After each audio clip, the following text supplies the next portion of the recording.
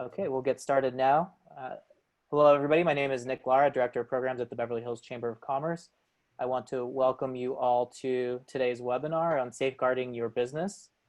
We want to welcome two of our esteemed chamber members, Gene Eidelman, President of Azure Construction, and Gidas Peteris, with the Managing Principal of Peteris Architects. So, gentlemen, please take it away.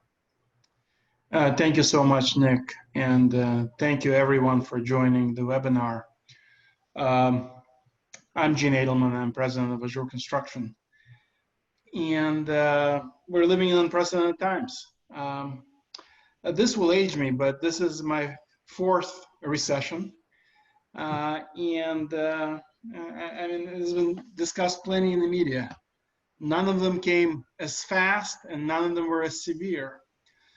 One thing, though, isn't common, from my experience, is that business people and businesses that started planning for the times when, to come out of the recession and then how they're going to do business after recession, have generally done well.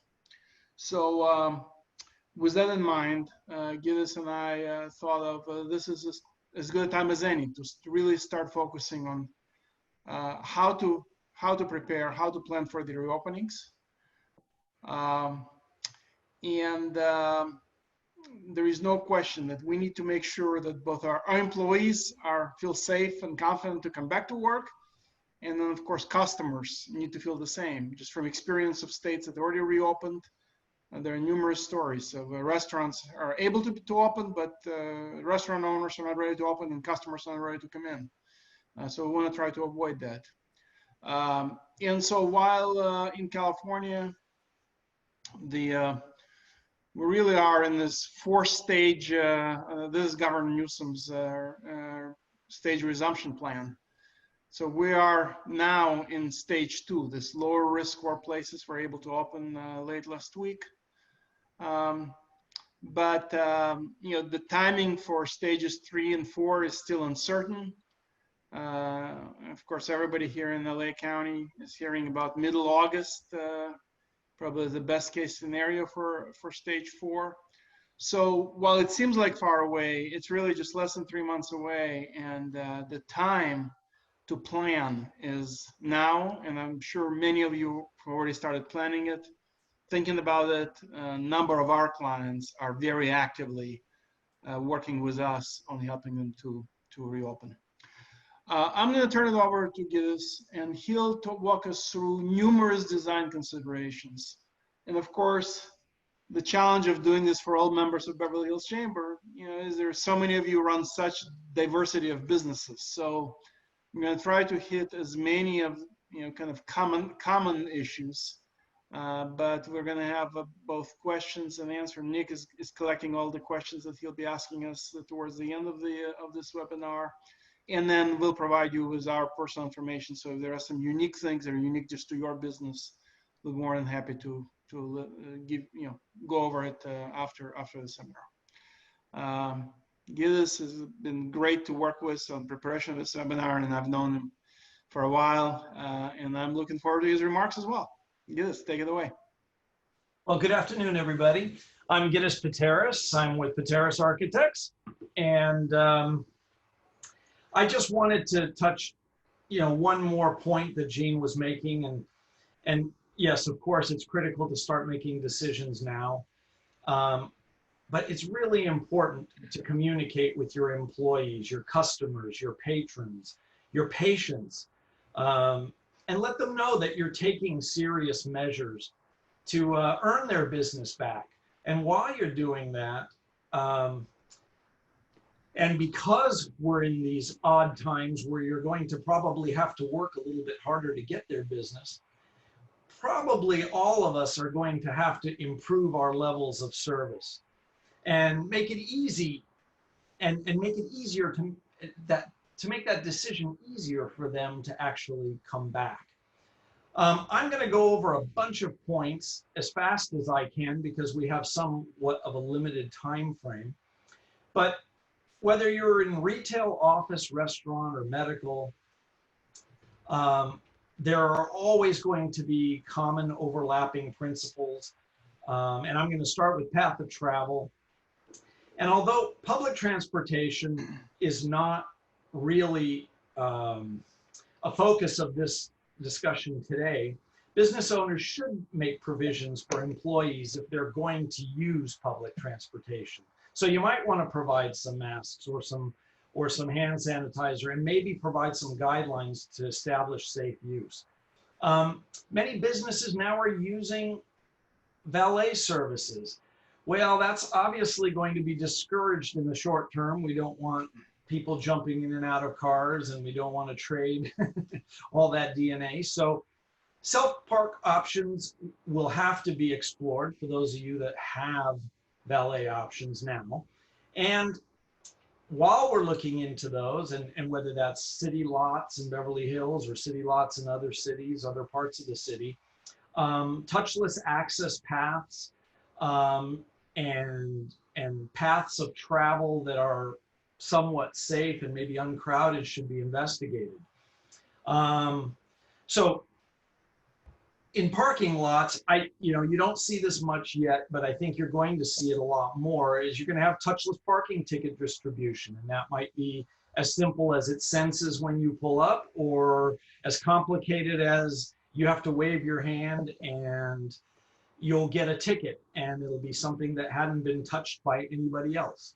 In these parking garages or in these parking lots, there should be established elevator protocols. And although we're not going to get into elevators in this discussion today, due to limits of time, I think, this crowd-free path of travel and the idea that we're going to maintain social distancing should always be a part of getting people to your particular business. Once they get there, ample outdoor waiting areas should be established if you're a storefront or if you're a restaurant. Anything that you can do to make a little space so that social distancing can be practiced outside the door while somebody might be waiting to be seated or waiting to come in is ideal. Obviously, you don't want these areas to spill over into sidewalks or traffic areas, but it's better to keep people outdoors whenever possible, and we have the climate for it. When inside, dedicated paths of travel should be established, and whether that's in an office situation, how you get to desks, how you get to copy areas, restrooms, break areas, how you're getting into a restaurant, how you're going to be seated. These should be probably discussed and worked out so that people have a sort of maybe one-way path of travel. If you've noticed in markets now, you go in one way, you go through produce, and they funnel you through aisles, and then you come back out through the cashiers, and nobody really backtracks, and you don't have to go back and forth. Really good idea. The next topic are thermal sensors. Although they're probably not going to be used very much for many of your businesses, some of larger buildings and definitely higher security functions and floors within buildings are considering thermal scanners. And what they do is they effectively identify people that might be sick or that might be carriers of COVID due to elevated temperatures. Thermal body sensors, temperature sensors, they come in many varieties. They could be as simple as handheld devices. They could be cameras, and they can be simple scanners.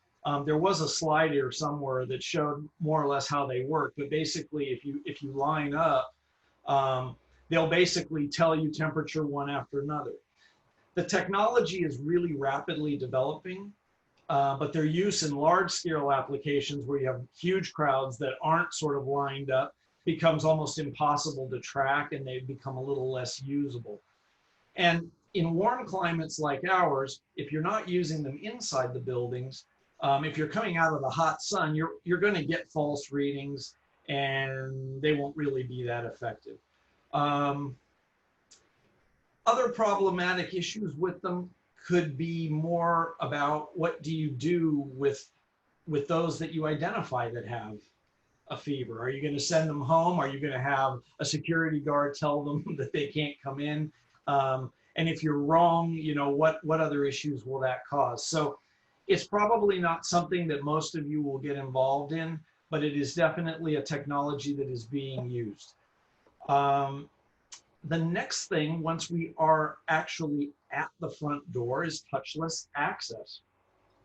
So you've made it to the front door, and now you have to touch that door to open it if you can't leave your doors open during the day, during business hours. So there are many technologies that offer operators, which can be sliding or swinging, and they're activated by motion or gesture technology. So if you don't have a security issue and you just want anybody to come into the store, you can wave by a sensor. It opens very much like the ADA door operators you see in many businesses now. These are basically one level above that, in the sense that you could put them even in exits or entries that aren't ADA compatible. But if you require additional security, phone activated access is possible. So you can download an app and you could simply walk by and swipe your phone and the door will open, and you can give codes effectively to guests or visitors to a building. Doesn't work that great for retail unless you have specific appointments and you have to have a locked door in the front. You can also use proximity card readers where they're touchless. Effectively, you just have to be in the proximity. Or they have touchless readers that can read thumbprints and go as far as, you know, retinal scans and all kinds of other higher tech things, which I'm sure most people, at least in this room, won't be using. These technologies and openers can extend to interior high traffic areas, such as interior doors, maybe located at bathrooms, at kitchens, maybe the difference between front of shop and back of shop. So it's something to consider, because any surface that gets touched multiple times has a higher probability of obviously spreading disease. So the next thing I want to address is occupancy counters and monitoring. Now, in larger buildings, they will probably want to basically monitor how many people come in, because for the most obvious reasons, they want to track how many people are there so they can have a practical social distancing ability to get people up elevators and down, and they want to be able to know how many people are remaining in the building and even where they might be. But on a smaller scale, and maybe something that some of you all can use, is that automated monitoring of critical areas such as office floors or large conference rooms or break rooms can be a positive thing. So, for example, if you have a restroom on a floor and you now have to basically make sure that you don't have too many people in that restroom, because we have a social distancing of 6 feet, which is recommended, and a little more is sometimes even better. So now this monitor can track how many people are in the restroom, so it lets people on the outside know that they shouldn't enter until somebody leaves. But more importantly, it will also track how many ultimate users you have, and it can alert your cleaning crew to come in, let's say, after 30 uses, so that the restrooms get cleaned as often as they need to be, but not too much, and you maintain a higher level of hygiene. The next issue I'd like to touch on are barriers. So temporary and permanent barriers, you've been seeing them all now in markets and at the hardware stores, and they are really working out quite well. And I think we're going to see them in most businesses that are starting to open now. So especially at cashier functions, patient areas. So between patient areas and back shop, between open kitchens maybe, and places where people are seated, there's going to have to be a little bit more of separation. Reception areas and control desks, security desks, and building lobbies, all going to be important places to have it. So banks have used bandit barriers for years to control the impacts of robberies and to improve the safety of the tellers that sit behind.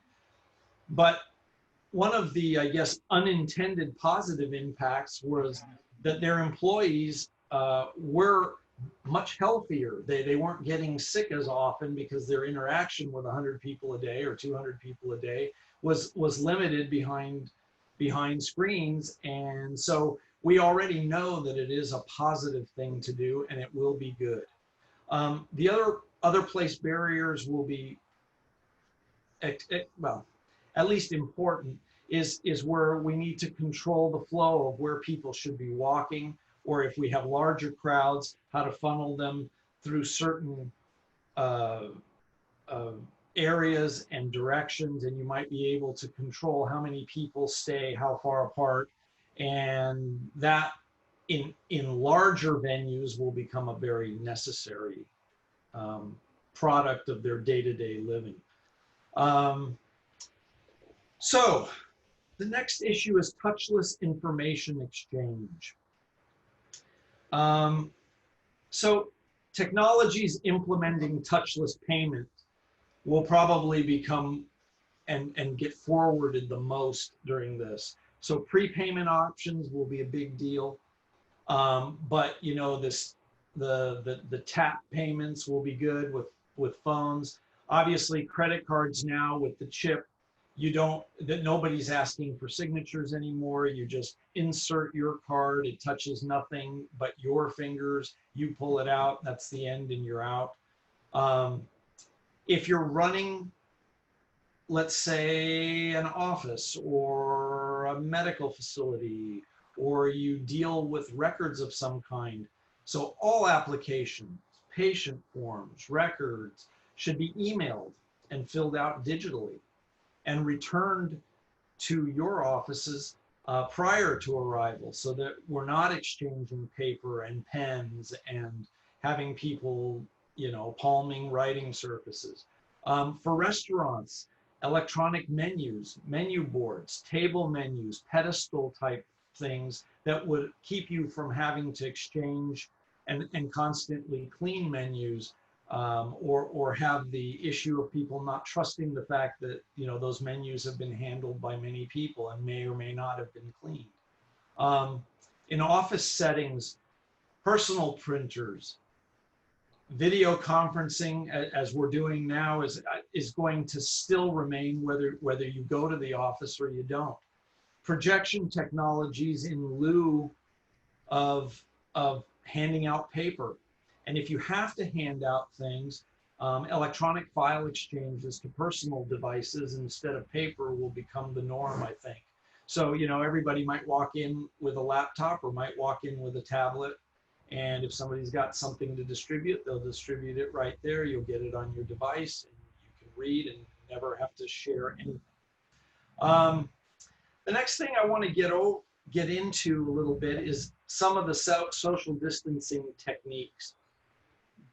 As we begin to come back to work, some job functions will still stay and remain remote because job performance is probably enhanced for some people when they're working out of the office, or it's basically unaffected.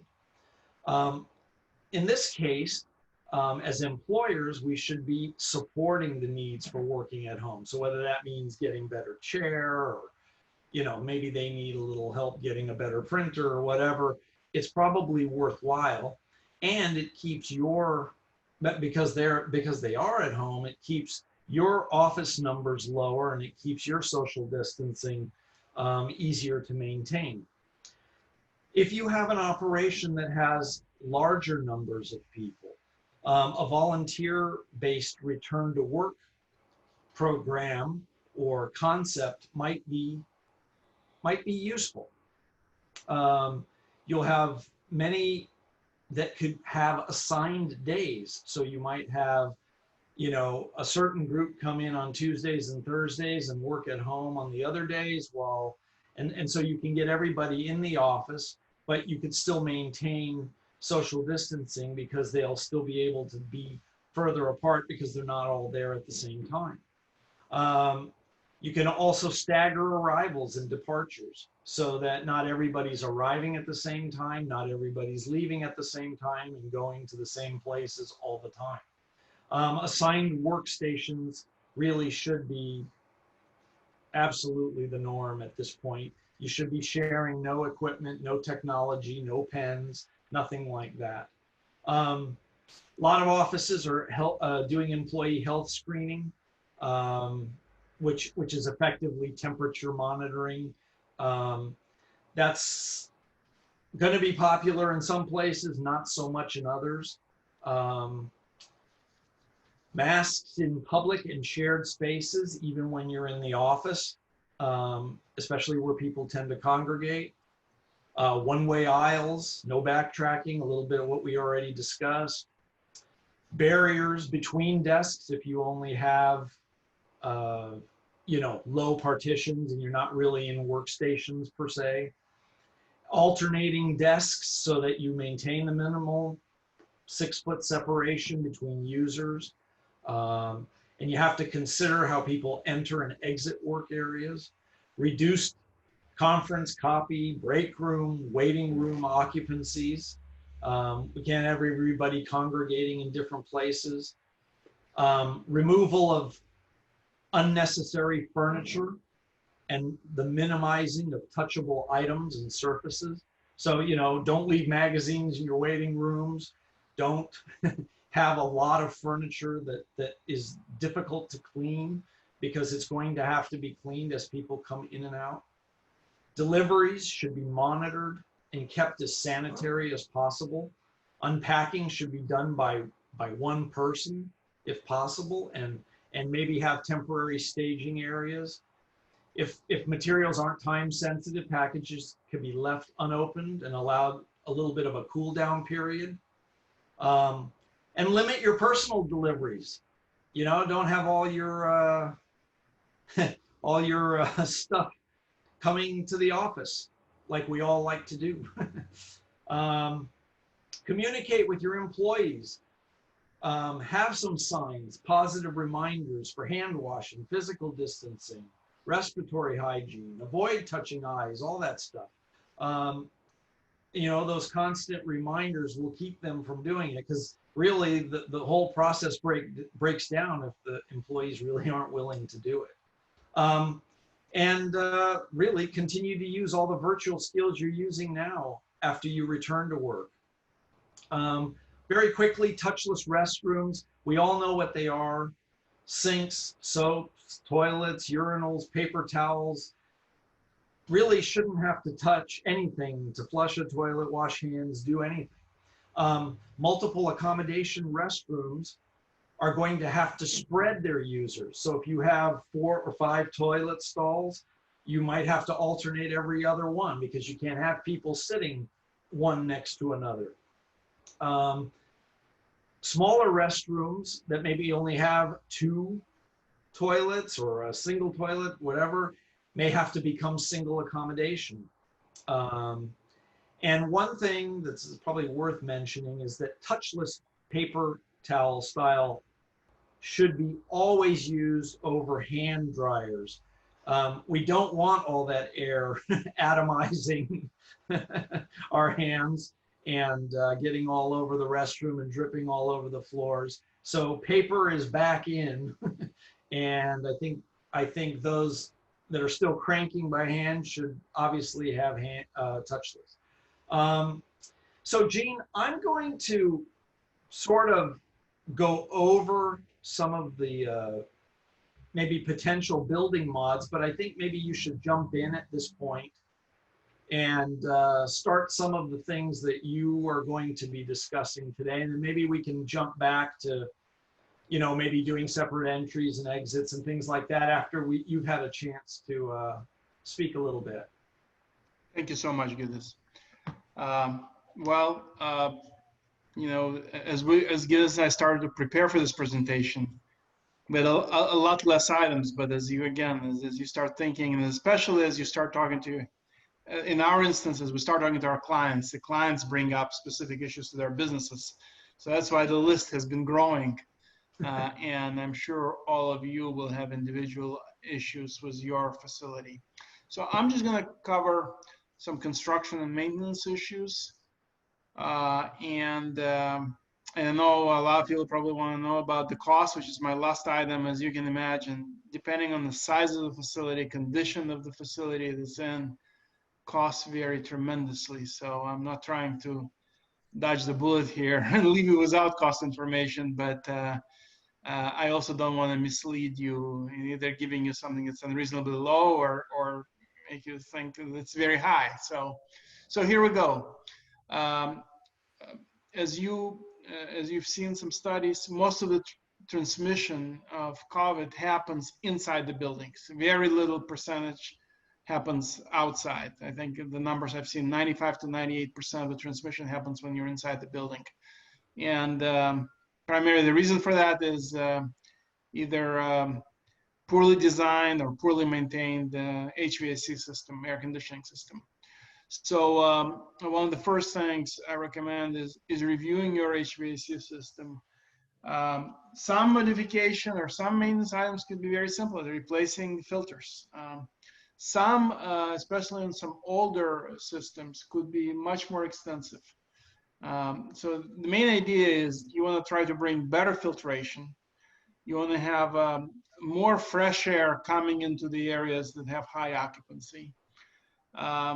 Some buildings, in this instance, older buildings have flexibility of being able to open windows, or if there are windows that cannot be opened, looking at changing the windows so that they can be open. So more fresh air is a good thing. And it starts out with reviewing what you have. And once you make changes, developing a maintenance program you can maintain once you open. Building materials upgrades. This mainly deals with surfaces, carpets or areas that are tough to clean.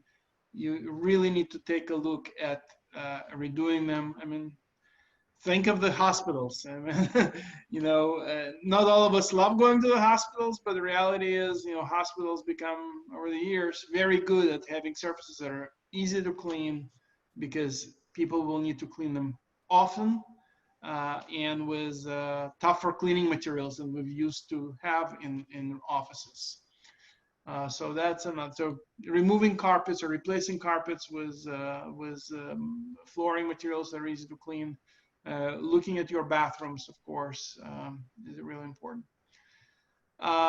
Since I mentioned bathrooms, plumbing. If you are in the building that hasn't been used for 2 months, be it a restaurant, a spa, we highly recommend for you considering doing a hydrojetting, because a sewer line that is not used for more than 4 weeks can have serious backup issues once you reopen. And the last thing you want to do is have a grand reopening and have your sewer system not working. So look at either your current providers, or there are many companies, many plumbing router companies that offer jetter service, and have your sewer line serviced before you open. The building modifications, as I mentioned, and I think Gidas mentioned it, consider whether there is a way to, a lot of spaces have just one way to get in, so consider whether a door can be added to have a separate entrance and exit.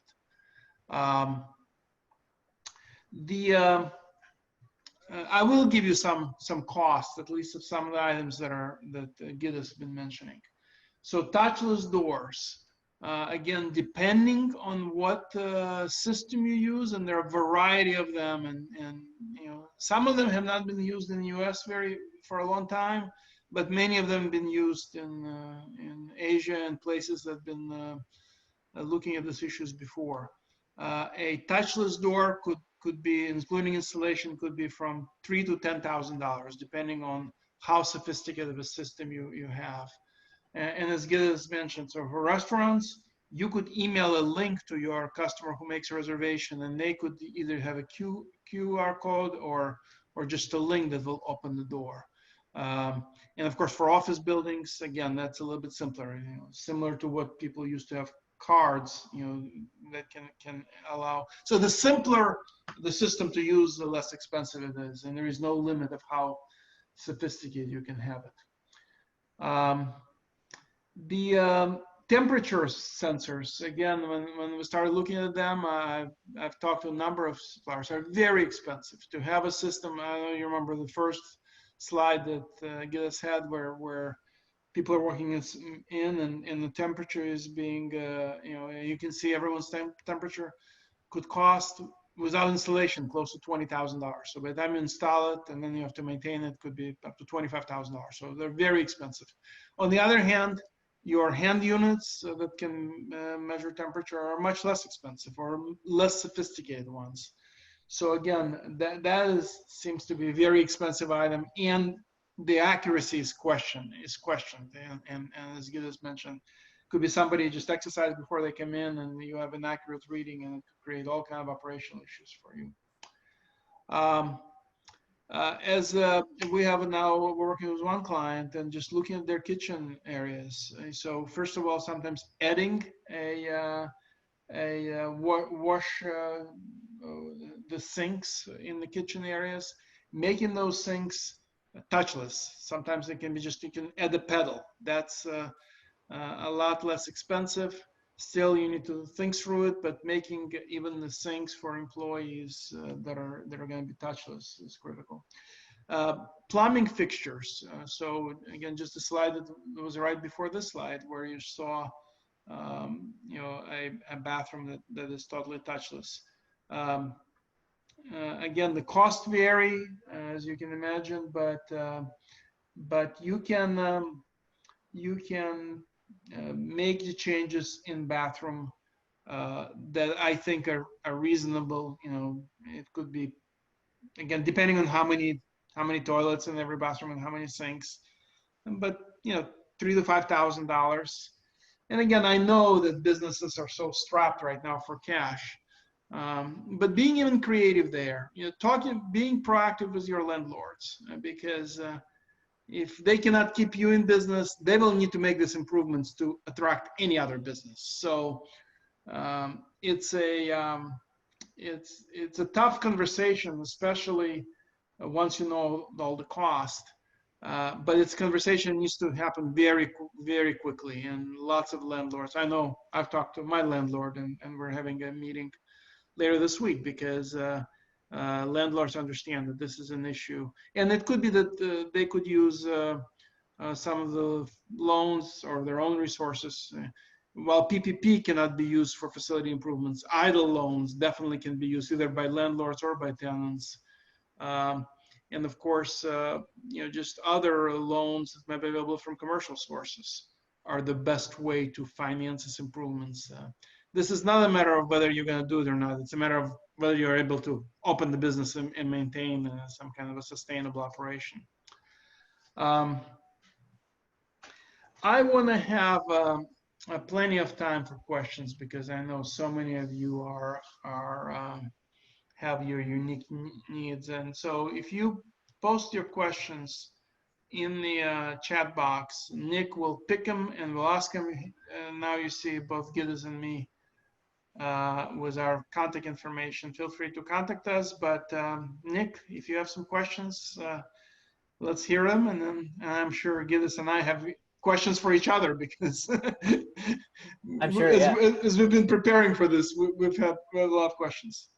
Well, I just want to say first, thank you, Gene and Gidas, for taking your time to present to everybody that's participating today. This is great information.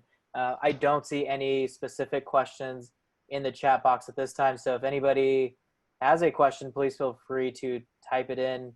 I was just trying to think of a couple myself.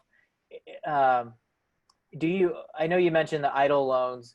Are you familiar with any other either state loans or local loans or anything like that that businesses can use that are being offered to upgrade businesses so that they are safer? Right. Yeah, I am familiar with many of them. Unfortunately, you apply and then you wait. But I think many of, if your business is in LA City, if your location is in LA City, LA City has a mini loan program or a micro loan program, $5,000 to $20,000, and that can definitely be used for improvements. I've also seen LISC. It's a local, I'm not sure what the acronyms stand for, but I just got an email yesterday that they still have few days of where their loan application or grant application is open, and definitely LISC facility loan. It's a grant facility, can be used for improvements.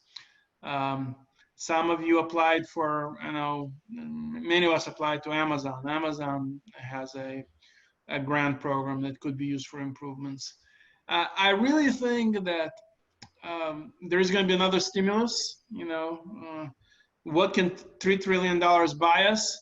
But I really believe that there is going to be money for infrastructure, and this clearly infrastructure. So I think it really is, people who applied for PPP loans right away, they were ready. The ones who got the loans early were the ones who were ready. They had their 941 forms. They had all the information ready to apply. So I really think that now is the best time to have your menu of how much money you need, and have very detailed breakdown of what you need it for.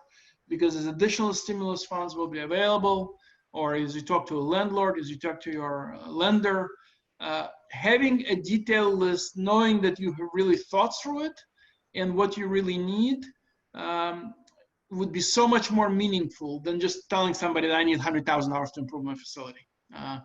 And then early on, select an architect and the contractor, because if it's going to come to lenders, they will want to see very quickly that the funds are used properly. And so having somebody who is experienced, licensed, bonded, who can quickly get into the city to get necessary permits, and then more importantly can as quickly as possible make the improvements. So just making a lot of that work, even if you don't have the money, start putting together a budget, getting your contractors, architects, designers, HVAC contractors all lined up, so that plumbing contractors. So when you're ready, you can quickly, you need to be shovel ready. Okay, great, thank you. We do have a question. How can the staff of a business be protected when a contractor is doing work while they are in the office? Are there PP and other protection protocols in order for contractors? Yeah, contractors actually in LA, we've been considered an essential business. So we never stopped working. And so we are now very much used to the protocols and implement the protocols to work safely. And so you will find that contractors are really ready to do it in safe way. Now, the best time for many restaurants, as the restaurants now provide takeout and delivery, I've seen many restaurants, especially in Beverly Hills, maybe only serving Thursday, Friday, Saturday, Sunday. So of course, the best days for us would be to work when nobody is in the facility. Or we're also, contractors are very used to starting very early. So you can get a lot more work done when nobody is around other than contractors themselves. So that's why I think we're having this seminar now. Before you're totally open for business, bring your contractors in to get as much work done as possible. But contractors are now very much used to protocols to work safely, or as safe as possible. Yeah, I didn't want to steal that question, but I know that was part of our conversation when we talked about doing this webinar, is to do it now because it's a lot easier to get this work done now while there aren't as many employees around, or if it's an office building, maybe no employees around. So definitely. So one of the other questions we have, can you add outside air to HVAC in an office building? Gidas, you want to address that? Sure. Yes, absolutely. And I think it's going to become one of the protocols that that basically it may become one of the requirements actually. Most modern day air conditioning systems and most larger systems that might handle a larger building have what's called economizer modes, which effectively were designed to save on air conditioning by using the cooler outside air and filtering it into the building, because if the air outside is 55 degrees and we need to cool the building inside, it's cheaper to just take that air and bring it in. So yes, there are ways on more modern systems and on package units, probably, would you say, Gene, installed in the last 10 or 12 years? They all have economizer functions, and those could be adjusted to greater percentages of outside air. That's correct. So really, you need to make an assessment of your existing equipment, and that's true to HVAC, electric, and plumbing. So like all of those, the touchless doors all require extra electricity. The temperature control needs extra electricity. So I think that's the first step, is to evaluate what you have, what capacity you have, or how old the equipment is. Because you might already have what you need, and then improvements are minimal. But if it's older or it hasn't been maintained, it could be more expensive. Okay, great. One of the other questions we have, will landlords be required to put touchless systems in for bathrooms at doors, toilets, and sinks? I have not seen requirements. I think it's kind of evolving who's going to be required or who will have the money to do the work. So I've not seen any requirements. But as I mentioned before, I think talking to the landlord, I mean, I just think landlords, at least from many landlords I know, have keen interest in keeping their tenants right now. And if they don't make improvements now, they will be forced to make them before somebody else moves in. Well, just to touch on that, I mean, basically some of these improvements are really a value add for the buildings themselves and for the tenants. So I think you'll find that some of the high rises and some of the bigger office buildings will probably be forced to incorporate some of this technology, and they're probably, from what I can tell, are starting to do a lot of the research now. I work with large corporate clients, and these conversations are happening right now. It's all behind closed doors. They haven't committed certain monies to it just yet, but they're beginning to see it a little bit as not just an additional expense with no ability to get a return on investment. They are seeing it as an issue that might make their buildings more rentable to people that have these concerns. And in that case, they're going to need to meet certain standards. And doing these types of upgrades, if it's coming out of your personal pockets, all of you that own businesses, there are also some benefits to it. You might end up with a healthier workforce overall and less sick days because people are being more careful. So it's not just about COVID. It's about not getting the common cold or getting the flu or whatever else. And it also forces employees to self-monitor a little bit more.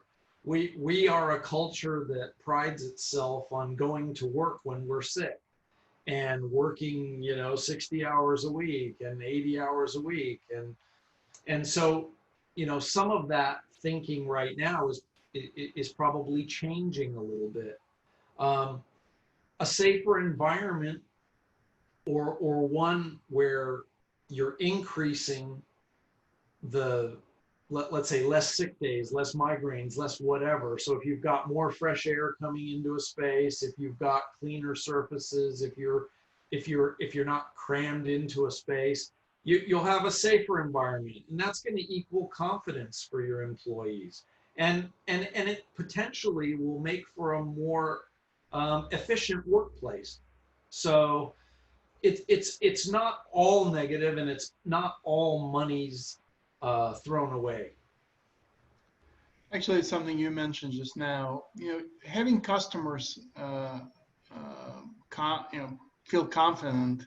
I really think, I think this you started with this, is communicating with your customers before they come to your business, but even communicating with them once they are in the business. I've seen that some restaurants in Europe and in Asia now have a camera in the kitchen that shows that employees are, use PPP protective equipment and wash their hands regularly. So I really believe that we gotta communicate properly and often to make sure that people feel comfortable coming into the establishment.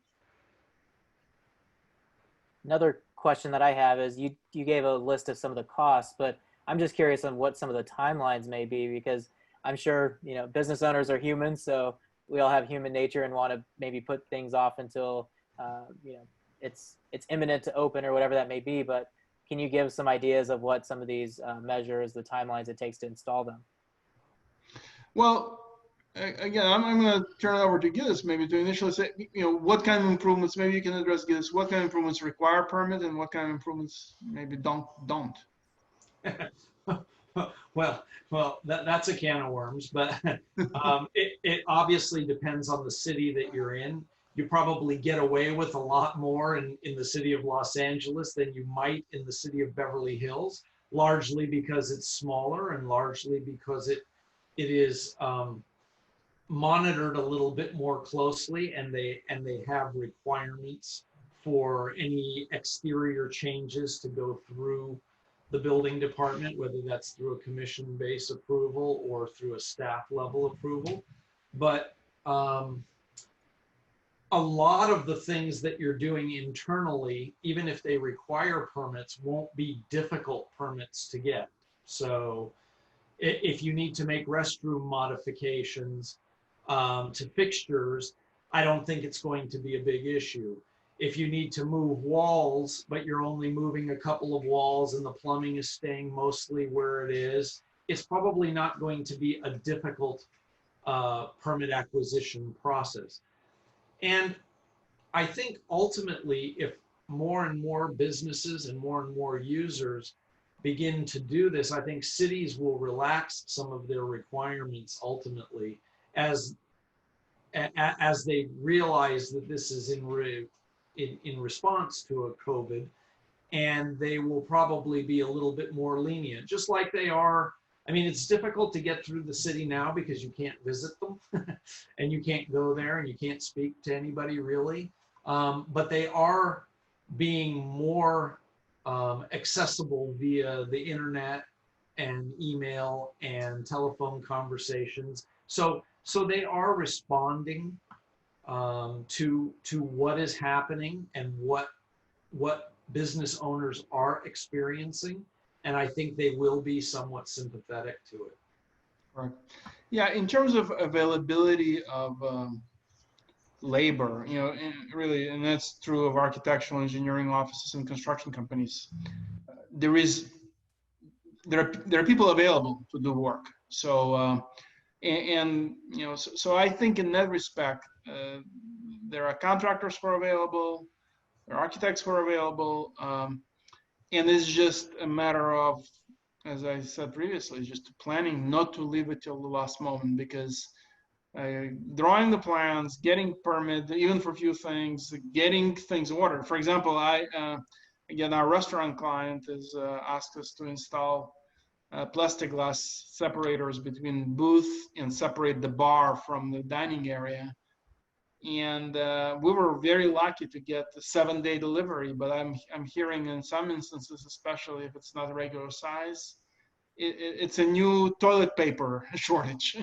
So just I would encourage planning, and the other thing is you don't have to do the whole thing at once. Maybe go do some easier things that don't require permits right away. you definitely don't need a permit to replace a floor from a carpet to something that's easy to clean. As Gidas mentioned, changing plumbing fixtures probably doesn't require a permit. Now, you start moving walls. So again, don't try to do everything at once, and definitely don't try to do it the last minute.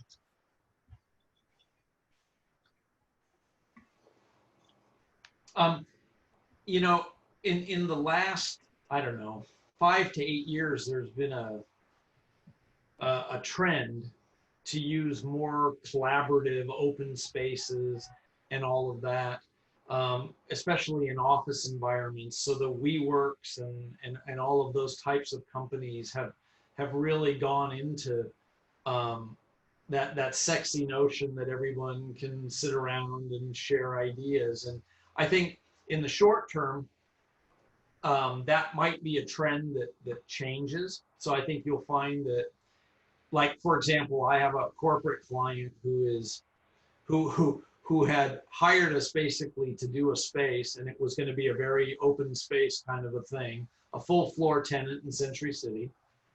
And they've now pulled that back, and they're going back to an office, more modular office structure, because they now realize that for the next 12 to 18 months, they're not going to have any employees that want to come and be that close together.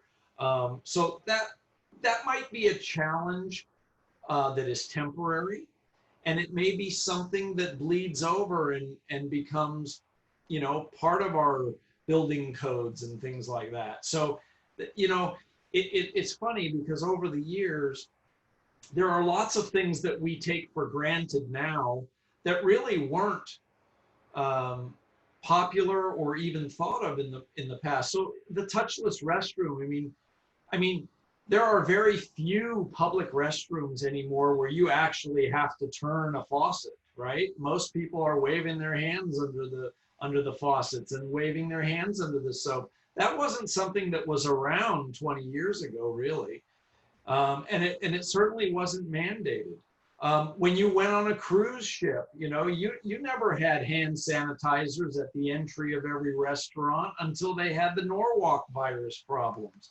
So things change slowly, and people's attitudes towards this particular issue will probably change. We're probably more in a panic today than we will be 2 years from now. But as a result, we may get a code change. We may get a wellness standard, So for example, built in about, I don't know, 10 or 12 years ago, there is a LEED standard, which is an energy and environmentally efficient sort of standard that was imposed on buildings if you wanted to get a certain certification. Well, those kinds of things might translate now into buildings that get this wellness standard, where if a building has a certain amount of fresh air that it's able to deliver, and all its restrooms are touchless, and they have certain circulation protocols in place, those buildings might get rated differently than buildings that don't have it. And that might be something that comes and gets developed into a building code over time. So we don't know at this point, but all of these types of changes are possible. Yeah, as we come close here to the end of our webinar, I just want to encourage you to stay positive, communicate with first of all, with your employees. Actually, the restaurant that we walked through just recently was one of my colleagues. The employees were so excited to see the owner walking with the contractor. So don't do it in the middle of the night. Let your employees know that you're thinking about it. And some of the feedback was excellent right there from employees. They had some suggestions. So stay positive, plan. Don't try to do everything at once. Start with small steps, and be prepared to I've also, again, over the years, crisis creates opportunities. There are going to be opportunities for all of you who are thinking ahead and thinking how to come out of this stronger than you were before. And So just encourage you to of course, be healthy, but also positive, and radiate the positivity with your employees, because they're going through so much stress, like all of us. But you're the leaders. You're the ones who will take them and your families and your businesses through to better times. Well, thank you again, Gidas and Gene, and thanks for that uplifting message at the end. Do you want to put up the slide maybe one more time with your contact information? Okay. And thank you everybody for joining us today and taking time out of your busy days. And like Gene said, hopefully everybody stays healthy, and I know we're all eager to get back to work, but we want to do so safely. So thanks for all these great tips to help us do so. All right. Thank you all. Bye-bye. All right, take care. Have a good day.